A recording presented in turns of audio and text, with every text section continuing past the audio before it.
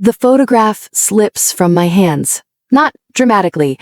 I don't drop it with a gasp or let it flutter to the floor in slow motion like they do in films. It simply slides from my fingers, lands face up on the carpet between my feet, and lies there like an accusation. My grandson Danny is still looking at me with those enormous brown eyes, waiting. 7 years old, and he's just detonated a bomb in my living room with 6 words, spoken in a whisper so soft I almost didn't hear them. She told me not to tell you. Who, sweetheart? My voice sounds strange, too high, too careful. Who told you not to tell me?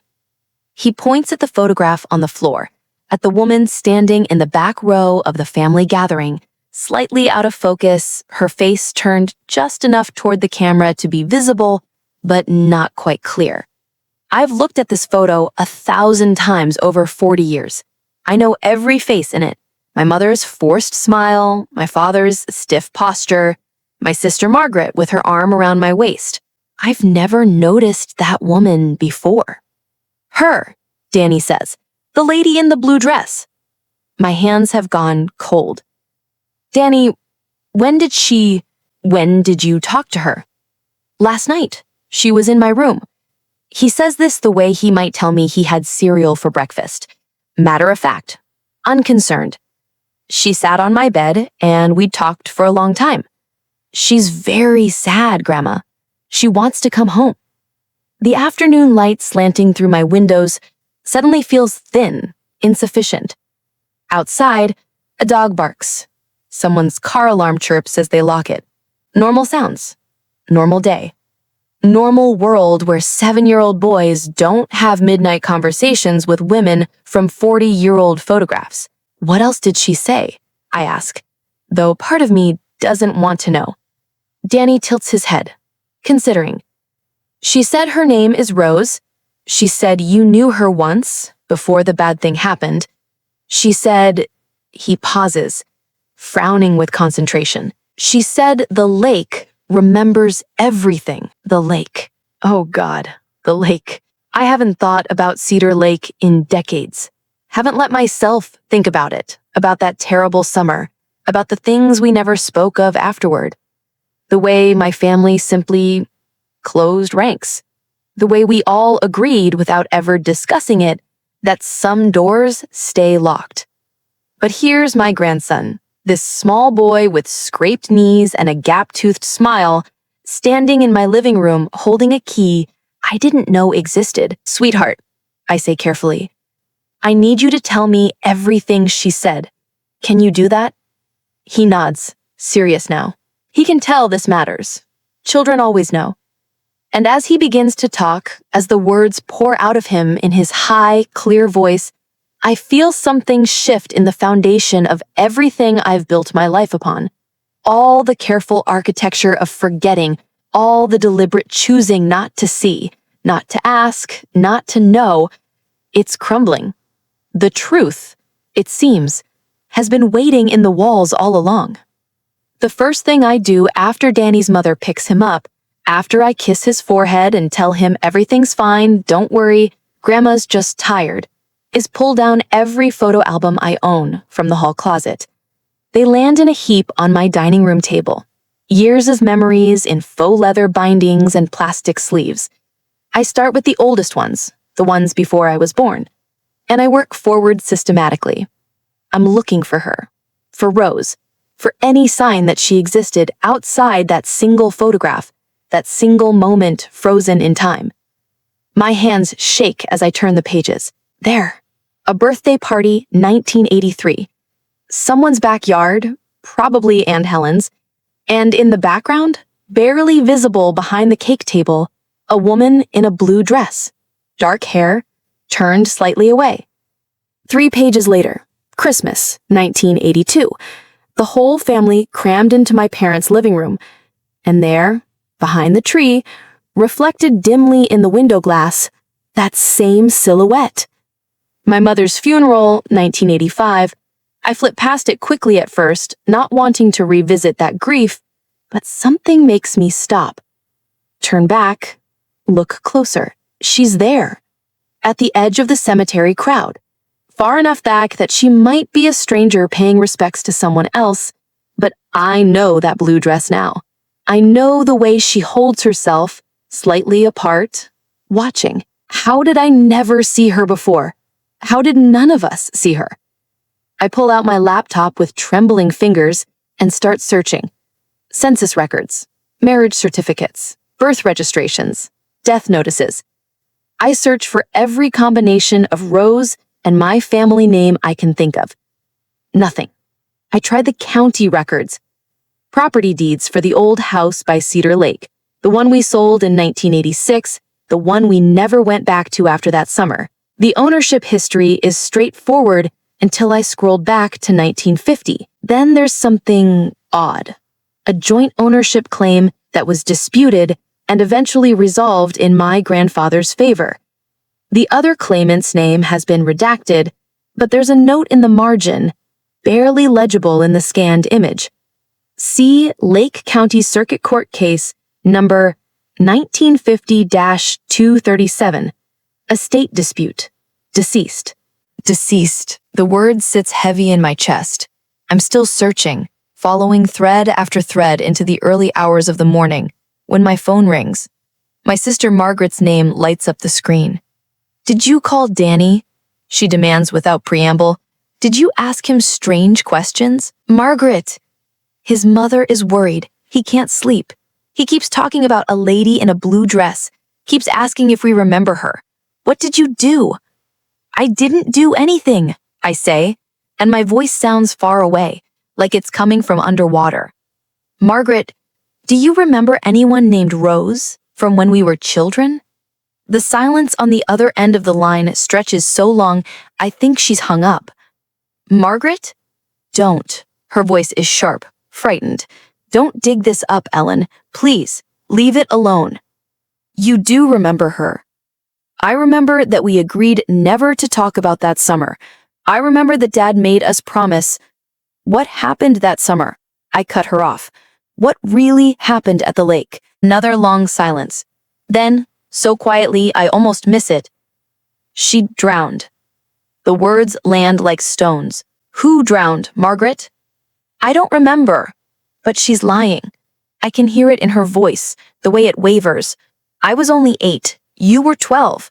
Dad said we shouldn't talk about it, that it would only make things harder for everyone. He said some things are better forgotten.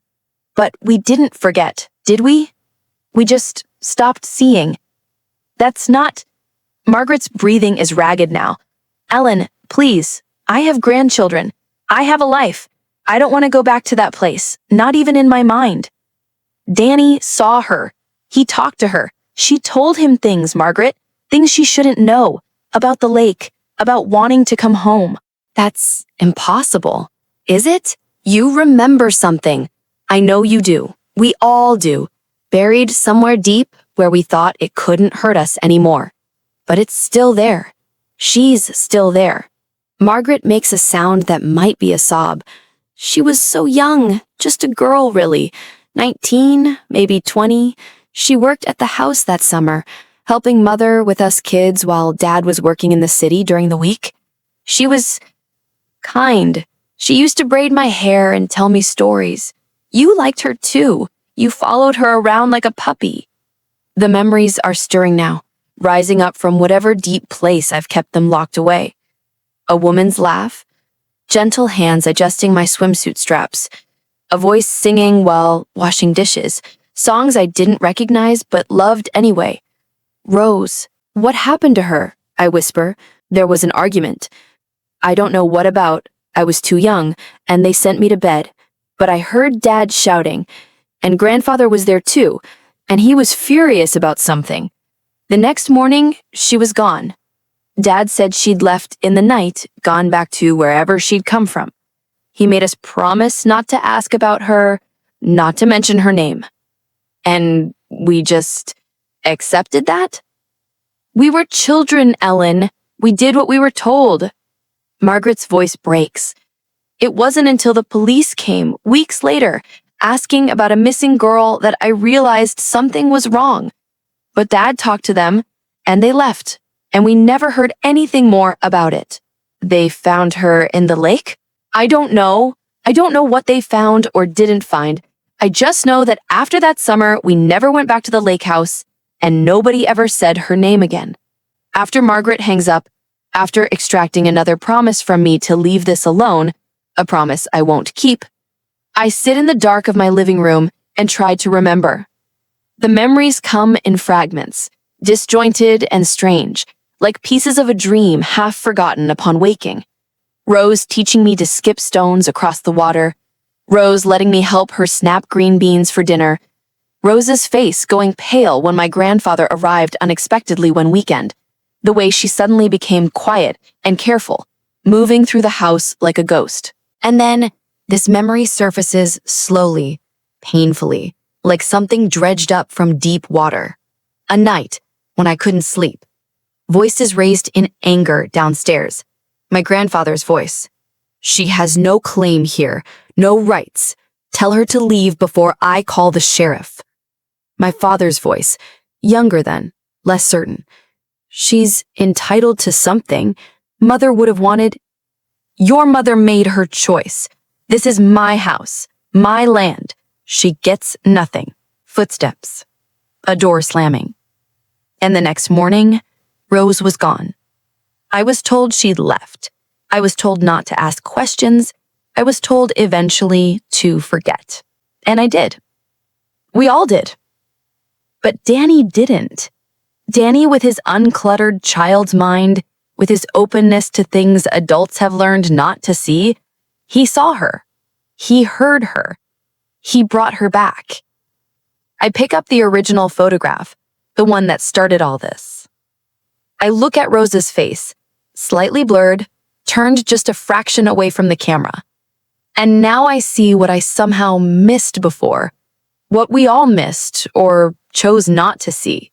She's wearing the same blue dress in every photo, exactly the same. For years. Because it's the dress she died in. Because she's been there all along, standing at the edges of our family gatherings, watching from windows and doorways, waiting, hoping someone would finally see her, finally ask why, finally remember what we did. Recognition. I dream of water, deep water, dark water, the kind that swallows light and sound and gives nothing back. I'm standing at the edge of Cedar Lake in my dream, and it's twilight, that uncertain hour when the world holds its breath between day and night. The surface is perfectly still, a mirror reflecting nothing but gray sky. Then, ripples, something moving beneath. She rises slowing, water streaming from her dark hair, that blue dress clinging to her thin frame.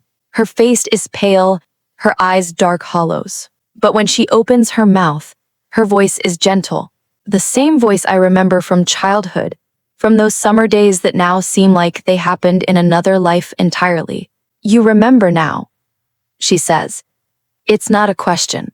I'm trying, I tell her, but there are still gaps, still things I don't understand. Ask, she says. Ask the right questions. Look in the places they told you not to look. Why me? Why did you appear to my grandson? She smiles sadly.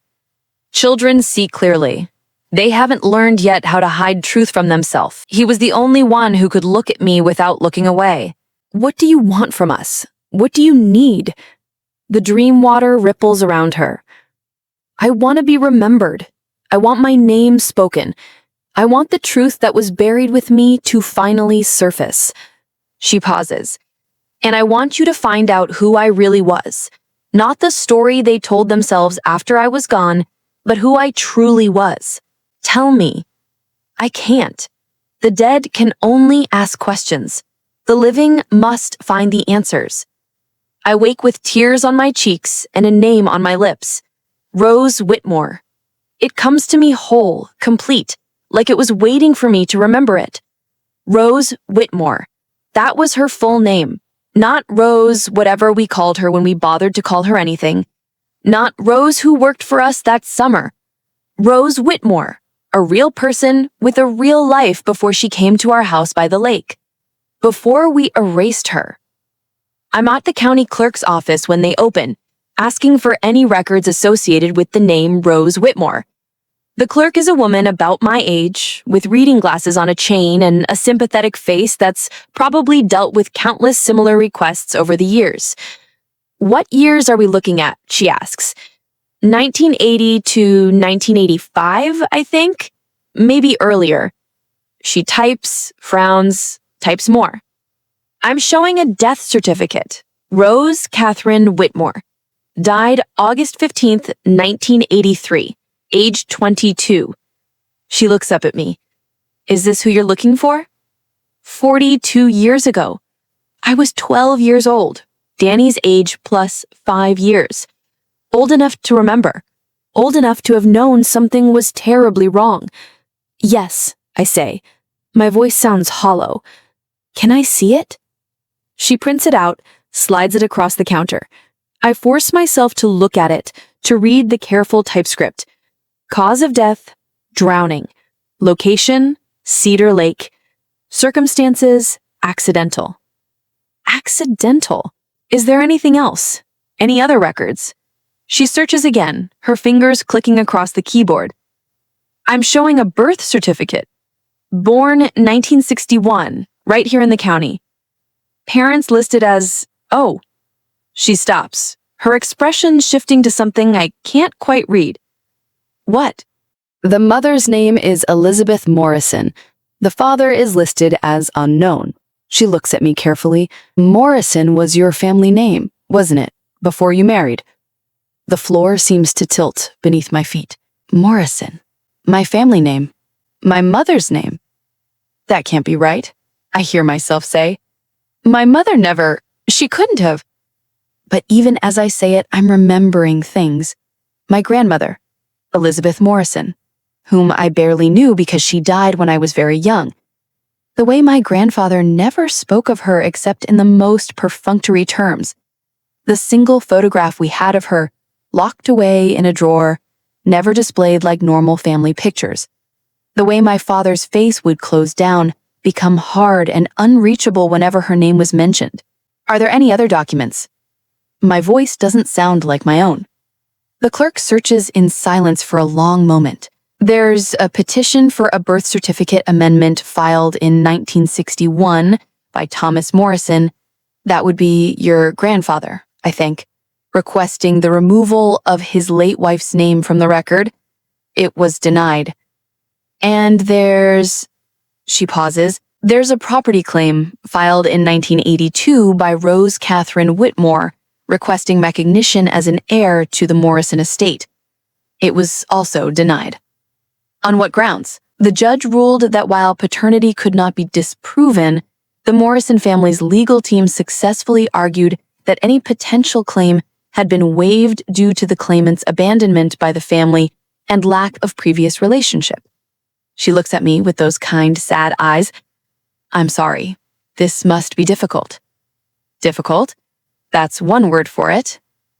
Rose was my aunt, my father's half-sister, born to my grandmother from an affair or relationship we never knew about, given up or hidden away, and then, years later, coming back, coming to work in our summer house by the lake, trying to connect with the family who'd rejected her existence from birth, and we never knew.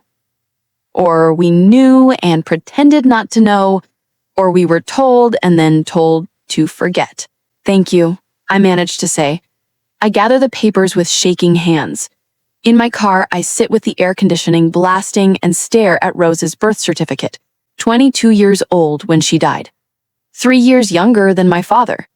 Young enough to be idealistic, to believe that if she just tried hard enough, if she just proved herself useful and kind and necessary, they might finally acknowledge her, might finally let her be part of the family she was born into.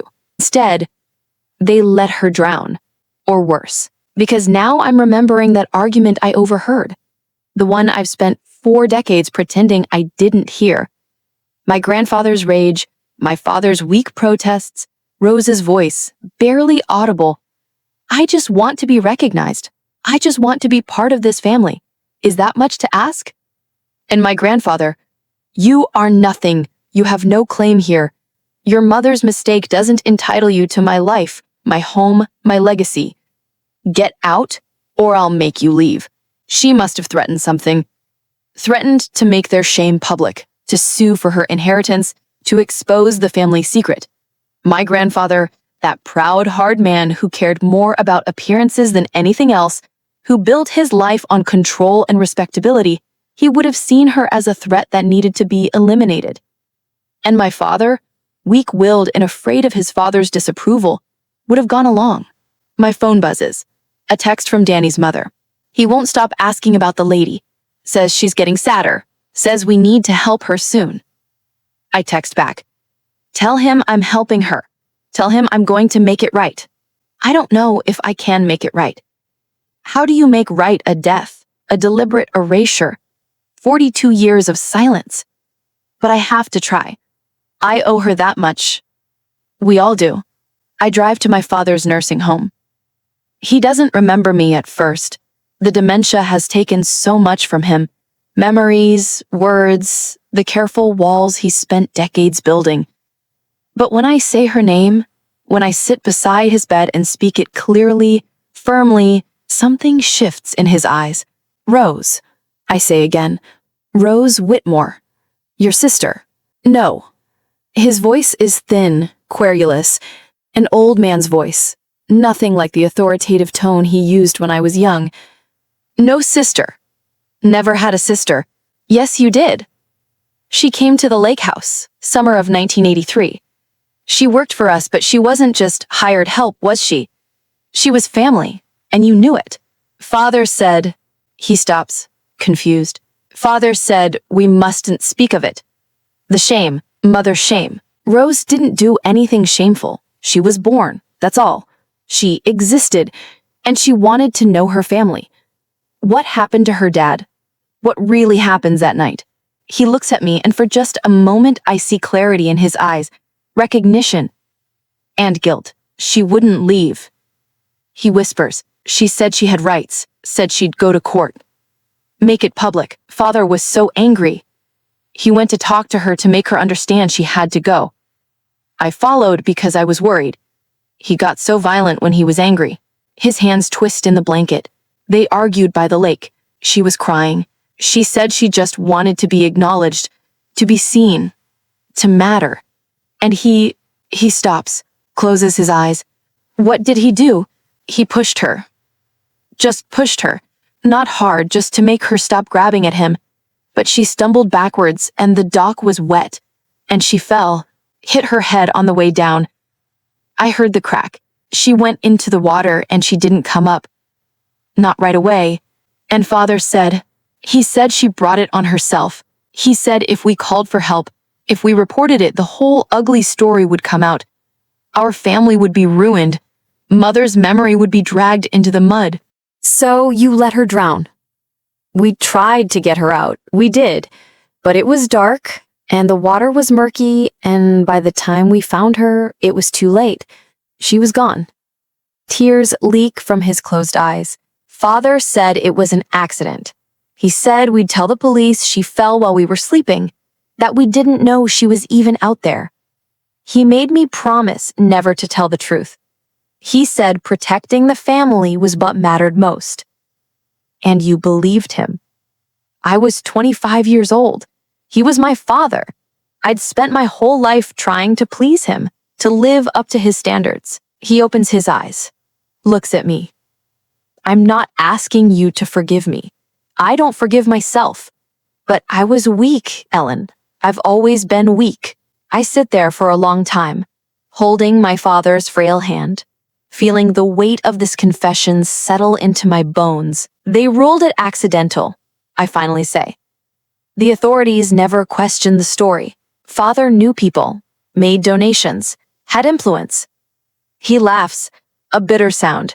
Money smooths over so many inconvenient truths. Did you know she was buried in the county cemetery? No marker, no name, just a plot number in the records. He flinches, as if I've struck him. I didn't know. I didn't ask. I tried to forget, Ellen. God help me, I tried so hard to forget. But you can't forget a person. You can bury the memory, but it doesn't die. It waits. It stays there in the dark water of your mind, preserved, unchanged, ready to surface the moment someone remembers to look. Conclusion. I have Rose's body exhumed.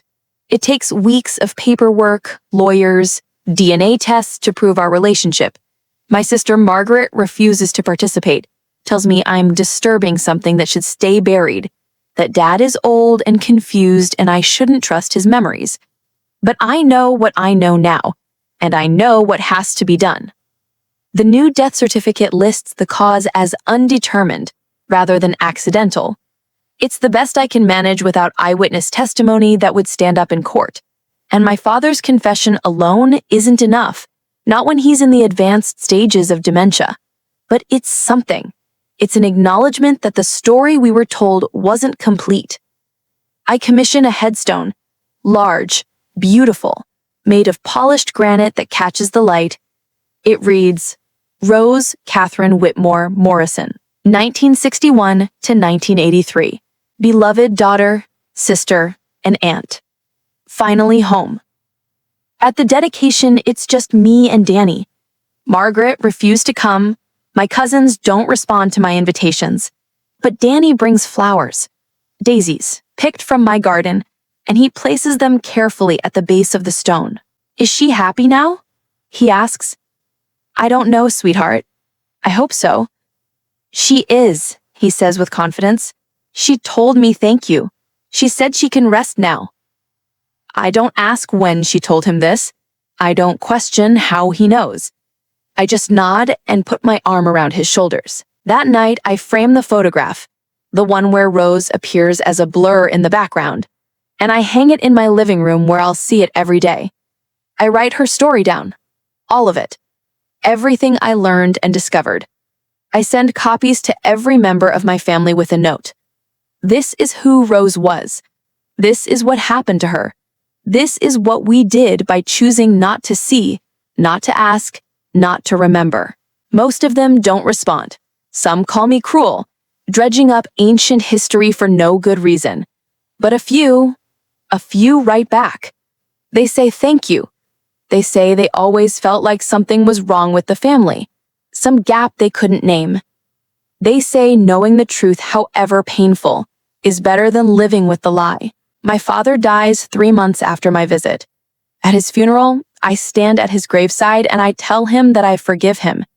Not because what he did was forgivable, but because carrying unforgiveness is too heavy, and I'm tired of carrying heavy things. Rose's grave is in the same cemetery, 3 rows over.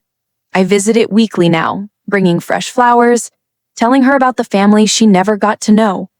About Danny, who still sometimes sees her in his room at night, though now she's smiling, he says. About my daughter, who started asking questions about family history, who wants to know all the stories, even the hard ones. Because that's the thing about truth. It doesn't dissolve when you ignore it. It doesn't fade away just because you refuse to look at it. It persists, it waits, and eventually, if you're lucky, if you're brave enough, if some child with clear eyes and an open heart comes along and asks the right question, eventually, it surfaces. I think about my grandfather sometimes, about his pride and his anger and his determination to control the narrative of his life. He died believing he'd succeeded, that Rose's existence could be erased like a pencil mark on paper. But he was wrong. You can't erase a person. You can only forget to remember them. And once someone remembers, once the forgetting stops, everything changes. Last week, Danny stayed over on a Saturday night. We were looking through photo albums, new ones I've made, ones that include every picture I could find of Rose, even the blurry ones, even the ones where she's barely visible. I've written captions for each one, explaining who she was, what happened to her, why we owe her our remembrance. She's not in the photos anymore, Danny said suddenly. I looked where he was pointing. The same photographs that used to show her standing in backgrounds, reflected in windows, lingering in edges, now they just showed the family gatherings as they must have originally appeared. Complete, normal, no mysterious woman in blue. Where did she go? I asked him. He smiled. She doesn't need to be there anymore. You see her now. You remember her. That's what she wanted all along, just to be seen. And maybe that's all any of us want, in the end. To be seen, to be remembered, to matter enough that our absence leaves a hole, that our story gets told, that when we're gone, someone notices and grieves and says, "You were here. You mattered. I will not forget you." I've added a new tradition to our family gatherings. Before we eat, before we share our news and our jokes and our complaints about traffic and weather, we take a moment. We go around the table and each person shares a memory of someone who's gone, someone we've lost, someone we miss, someone we want to keep alive in our remembrance. Last Thanksgiving, I spoke Rose's name. I told her story. The short version, appropriate for a holiday dinner, but I told it. I said her name out loud in front of the whole family.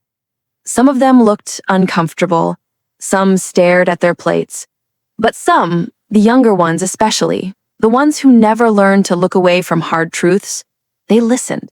They asked questions. They wanted to know more. And afterward, my niece, Margaret's daughter, came to me with tears in her eyes. "I always wondered," she said. "I always felt like there was someone missing from the family photos, like there was a gap I couldn't explain. Thank you for filling it in. That's what we owe the dead, I think. Not perfection, not sainthood, not the pretense that they lived without flaw or complication. We owe them the truth of their existence. We owe them the acknowledgement that they were here. They lived. They mattered. Even if their lives were difficult, even if their stories are painful, even if remembering them makes us uncomfortable, especially then. Because the things we refuse to see, the truths we decline to acknowledge, the questions we teach ourselves not to ask, those don't disappear.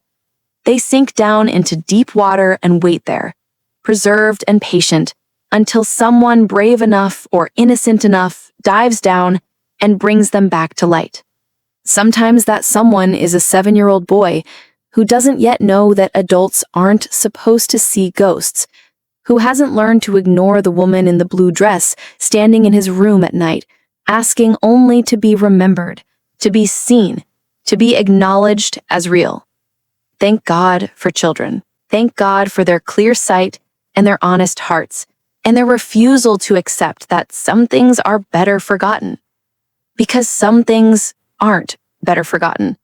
Some things need to be remembered, no matter how much it hurts, no matter how much it changes the story we've told ourselves about who we are. Rose Catherine Whitmore Morrison was born. She lived. She loved.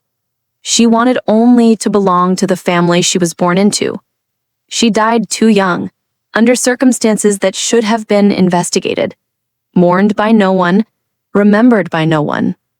Her existence erased like words written in water.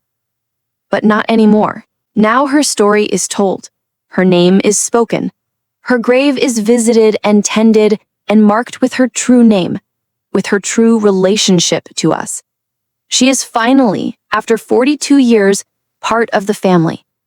And I like to think, I choose to believe, that somewhere, in whatever place the dead inhabit, she knows this. She knows that she was seen, that she is remembered, that the truth of her life and death finally came to light, that a child looked at her photograph and asked the question that changed everything, "Who is she?" And that this time, finally, someone answered honestly, "She is one of us. She is family. She is Rose, and this is her story." In my living room, on the wall where everyone can see it, the photograph hangs in its frame, the one where she stands in the background of a family gathering from 40 years ago. She's still slightly out of focus, still turned partly away from the camera. But now when I look at it, I know who she is. I know her name. I know her story. And knowing, truly seeing, makes all the difference. The truth, once spoken, cannot be unspoken. The remembered cannot become forgotten again.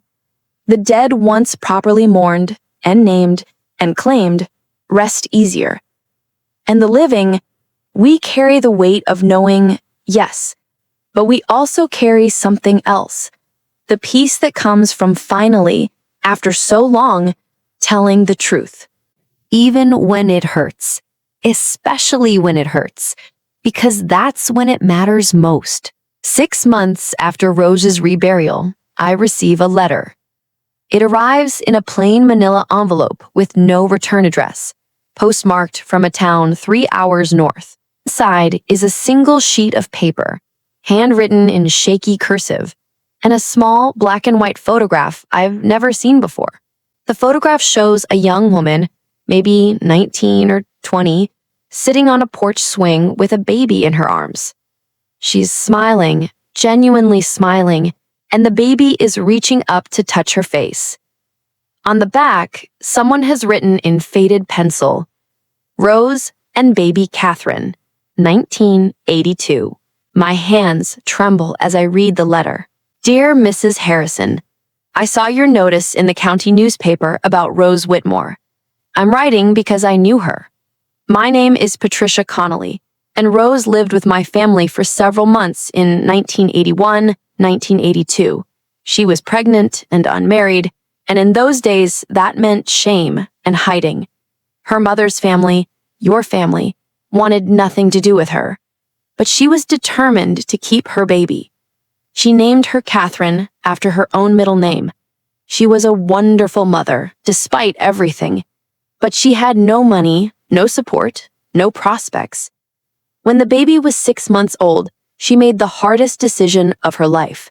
She gave Catherine up for adoption to a good family, a doctor and his wife who couldn't have children of their own. She thought it was the only way to give her daughter a real chance. After that, she became desperate to reconnect with her birth family. She thought if they could just see who she really was, if she could prove herself useful and worthy, they might accept her. She took that job at your lake house hoping for exactly that. I'm writing because Catherine, Rose's daughter, is now 43 years old. She's known she was adopted since she was young, but she's been searching for information about her birth mother for years. When I saw your notice, I contacted her. She would very much like to meet you, if you're willing. Rose's daughter deserves to know her mother's story. She deserves to know she came from love, even if that love wasn't enough to overcome the cruelty of people who should have shown compassion. If you're willing to meet Catherine, please call the number below. Sincerely, Patricia Connolly.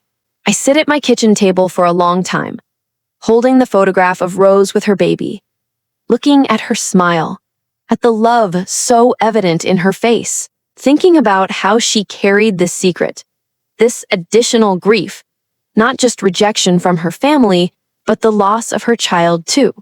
And now, across all these years, across death itself, Rose has given us one more gift. A granddaughter. A living connection to her. A piece of her that survived. I pick up the phone. When Catherine answers, Rose's daughter, my cousin, Danny's great aunt, I hear an echo of Rose's voice in her greeting. Gentle, hopeful, uncertain. This is Ellen Harrison. Rose Whitmore was my aunt, and I think it's time you came home. Because that's what family does. We find each other. We tell the truth. We remember. And sometimes, if we're very lucky, we get the chance to correct old wrongs, to extend love where it was once withheld, to say to someone who should have always belonged, welcome home. You were always one of us. We just forgot to see it. Danny was right all along. She just wanted to come home. And now, finally, she has.